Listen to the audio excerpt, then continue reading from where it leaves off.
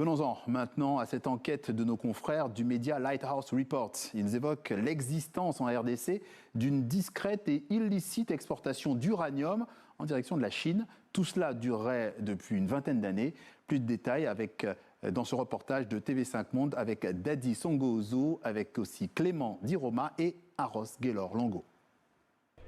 Des milliers de tonnes d'uranium congolais ont-elles été exportées illégalement ces dernières décennies? La question est au cœur de l'enquête du média Lighthouse Reports, publiée fin juillet.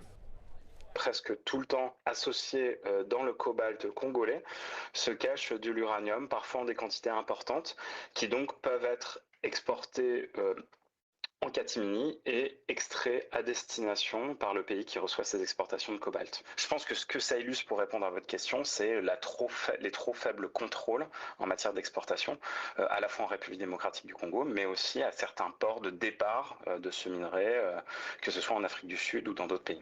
Entre 2000 et 5000 tonnes d'uranium auraient été envoyées vers la Chine en 20 ans. Une quantité qui permettrait de produire 600 armes nucléaires ou d'alimenter un grand réacteur pendant 10 ans, selon les enquêteurs et scientifiques. Ils se sont penchés sur les régions de l'Oualaba et du Katanga dans le sud-est de la RDC, d'où provient la majorité du cobalt mondial. Les journalistes ont eu accès à des documents internes du géant minier chinois CMOC qui confirment la production de cobalt riche en uranium.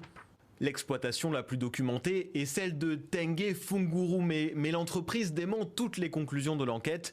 Les autorités congolaises ont annoncé vouloir vérifier ces accusations, mais nient toute malversation. La présence naturelle d'uranium dans les gisements cuprifères et cobaltifères est un fait naturel, géologiquement établi. Elle ne constitue à elle seule ni une anomalie, ni le fruit d'une démarche intentionnelle, ni même une violation de ses engagements internationaux. Cette cominéralisation a été gérée de manière responsable pendant plus d'un siècle. Dans la capitale, ce spécialiste du secteur se dit surpris des quantités d'uranium estimées par les journalistes.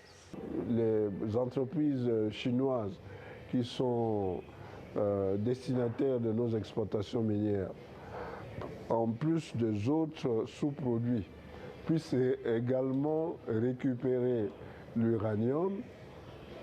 Ça ne m'étonnerait pas, mais ça ne ferait pas l'objet, selon moi, de quantités aussi importantes.